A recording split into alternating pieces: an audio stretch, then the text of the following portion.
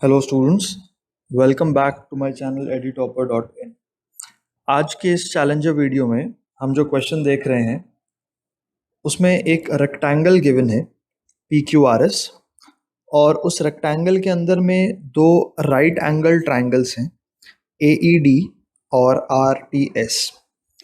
इसमें कुछ segments, line segments के हमारे पास लेंथ गिवन है। PU की लेंथ है 7, QU की लेंथ है 24 और RT की लेंथ है 15। और जैसा कि हम देख पा रहे हैं angle P U Q 90 degrees है और एंगल RTS 90 डिग्रीज है। हमें बताना है कि इस रेक्टेंगल का एरिया क्या होगा। तो मैं चाहता हूं कि आप थोड़ा सा टाइम लें, इस वीडियो को पॉज करके इस क्वेश्चन का सल्यूशन आप ढूंढें और उसके बाद इसका आप सल्यूशन। तो चलिए, आई होप आप सॉल्व कर पाए होंगे। तो अब देखते हैं इसका सल्यूशन। सबसे पहले हमें ये जानना होगा कि रेक्टेंगल का एरिया निकालने के लिए हमें उसके लेंथ और ब्रेथ दोनों पता होने चाहिए, राइट।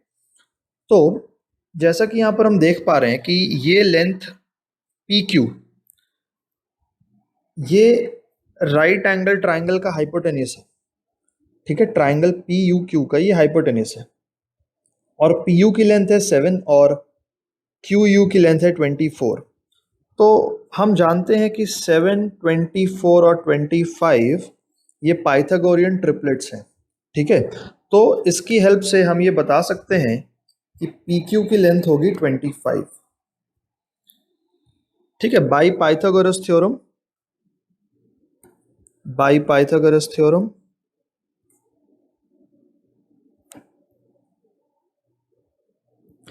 हमने पता कर लिया कि PQ की लेंथ है 25। अब अगर PQ की लेंथ 25 है तो डेफिनेटली RS की लेंथ भी 25 होगी, क्योंकि ये ऑपोजिट साइड्स ऑफ रेक्टेंगल है।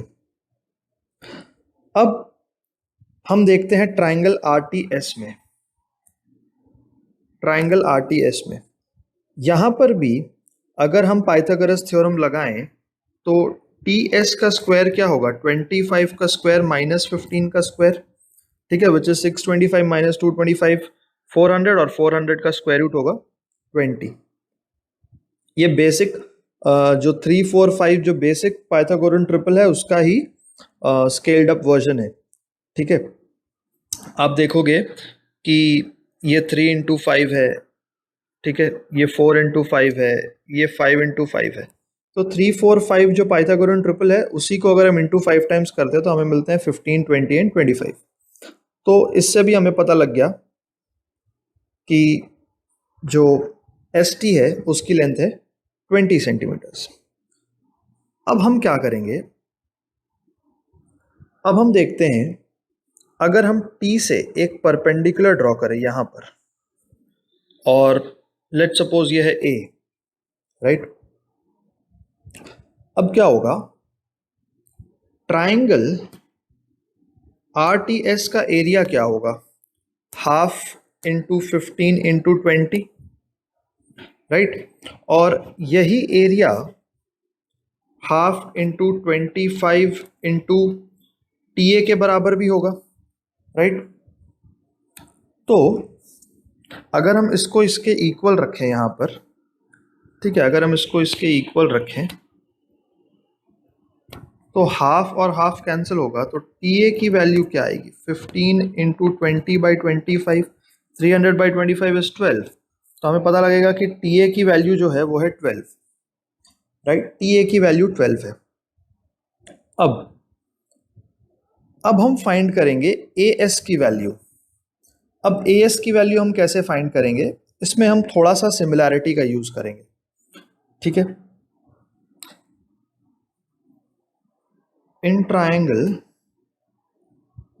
आप देख ही सकते हो कि ये एंगल अगर थीटा है और ये 90 डिग्री है, तो triangle RTS is similar to triangle TAS is similar to triangle TAS, ठीक है। RTS is similar to triangle TAS। अब ये एंगल अगर थीटा है तो ये दोनों में ही कॉमन है, अब अगर इस एंगल को हम अल्फा माने तो डेफिनेटली ये एंगल भी अल्फा होगा, ठीक है। ये जो एंगल है ये अल्फा होगा, एंगल ATS। अब आप जानते हो कि कॉरस्पॉन्डिंग साइड्स का जो रेशियो है वो सिमिलर ट्राइंगल्स में इक्वल होता है, राइट। तो RTS से अगर हम 90 डिग्रीज के ऑपोजिट वाला साइड लें RTS, तो 90 डिग्रीज के ऑपोजिट साइड है, देखिए हम ले रहे हैं ट्राइंगल RTS और यहाँ पे हम लेंगे ट्राइंगल TAS। 90 डिग्रीज के ऑपोजिट साइड है यहाँ पर 25 और TAS में 90 के ऑपोजिट जो साइड है वो है 20। यही रेशियो अल्फा के ऑपोजिट जो साइड लेंस है उनका भी होगा। तो RTS में अल्फा के ऑपोजिट क्या साइड है 20 और TAS में अल्फा के ऑपोजिट जो साइड है वो है AS। इसी की वैल्यू हमें चाहिए, राइट। तो यहां से हम लिख सकते हैं कि AS की वैल्यू होगी 20 इंटू 20/25। अब अगर हम इसे कैंसिल करें तो 5 टाइम्स 4, 5 अगेन 4, तो AS की वैल्यू हमें मिल जाती है 16। AS की वैल्यू हमें मिल जाती है 16, तो AR की वैल्यू होगी 25 minus 16 that is equal to 9। ठीक है, इतना हमने कर लिया है। अब लेट्स सी, अगर हम एक परपेंडिकुलर यहां पे भी ड्रॉ करते हैं, सेम ये जो TA है इसी को अगर हम एक्सटेंड करें तो यहाँ पे भी एक परपेंडिकुलर होगा और इसका नाम हम दे देते हैं B, ठीक है। इसका नाम हम कर देते हैं B। नाउ अगर हम ध्यान से देखें तो ट्राइंगल PUQ और ट्राइंगल BTQ ये दोनों भी सिमिलर ट्राइंगल्स हैं। क्यों? क्योंकि इनमें एक एंगल 90 डिग्री है और एक एंगल यहाँ पे अगर हम बीटा माने, ठीक है, और ये दोनों जो बीटा एंगल है वो कॉमन होगा और यहाँ पे एक एंगल हम ले लें x डिग्रीज का, तो डेफिनेटली ये भी x डिग्री होगा, क्योंकि हम जानते हैं कि अगर दो ट्राइंगल्स में दो एंगल सेम है तो तीसरा एंगल डेफिनेटली सेम होगा ही, ठीक है।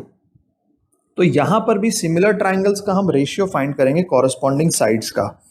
तो सबसे पहले हम यहाँ पर लेंगे ट्राइंगल PUQ और इसके साथ हम रेशियो निकालेंगे ट्राइंगल TBQ का, ठीक है। देखिए 90 के ऑपोजिट में बड़े ट्राइंगल में कौन सा साइड है PQ, which is nothing but 25।